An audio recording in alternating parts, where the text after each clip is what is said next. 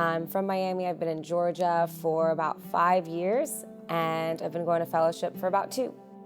The way I started coming here was quite dramatic. So my now husband, at that time, my boyfriend, was working here.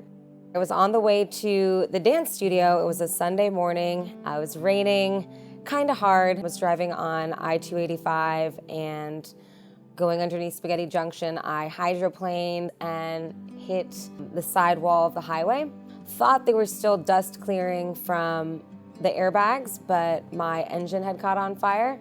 One person almost hit me, and it was this wonderful woman, and she asked me if I wanted to come sit in her car and asked me where I wanted to go. The only place that I could think to come was here at Fellowship. You know, the person I loved was here. It just felt like the right place to be. I came in soaking wet in exercise clothes because I was going to teach a dance class. I did feel comfortable, and I was just very overcome with emotion. I grew up in a Presbyterian church in South Florida. That's the church that I went to from age 7 all the way through to when I was 18. When I was 12, I think that's the first time I really ever felt very connected to Christianity and to Jesus. I was at a Christian camp. Very soon after that, my youth pastor, whom I was very close with, something happened with him that the church really didn't approve of, and they let him go and kind of made a public example of him, and I had some really serious ethical issues with that, and I think that's the point at which I moved away from the church. I know that my faith was really shaken at that point. Didn't go to church in college. I actually double majored in English literature and religion. Took a lot of religious ethics courses and gender and religion and science and religion and philosophy of religion. And I was really, really fascinated by the people. It was more of almost a sociology degree because of the way that I went after studying it. Until probably a couple years ago, I considered myself an agnostic. When I came here for the first time, I felt very welcomed here. I felt like I was questioning my own lack of faith at that time, and I wanted to understand what the people here and the people around me believed in. So that's what I wrote on my Connect card. I wrote, you know, I'm an agnostic and I think that I like it here, but I just have some questions because I'm the type of person that does their due diligence on anything before I act.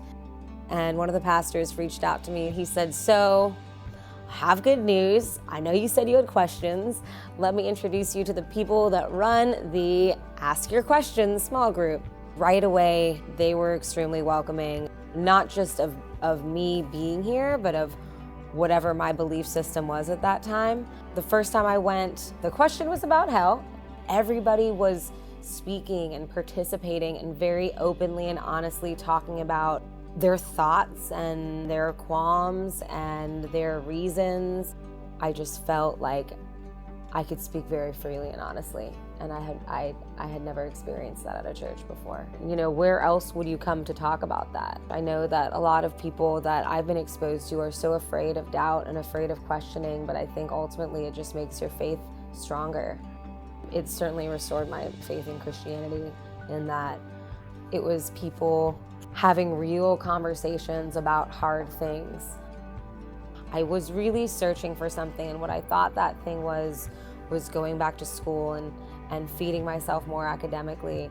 And then, of course, my accident happens, and because I wrote on a card, I find this class that's fulfilling in more ways than one. I just feel like all of those things happened for a reason, and they happened to, you know, help me on my journey, but maybe so that I can help other people who were in the same position that I was in, where they didn't know what they were looking for and all they wanted to do was ask, but they didn't know where to start or who to ask.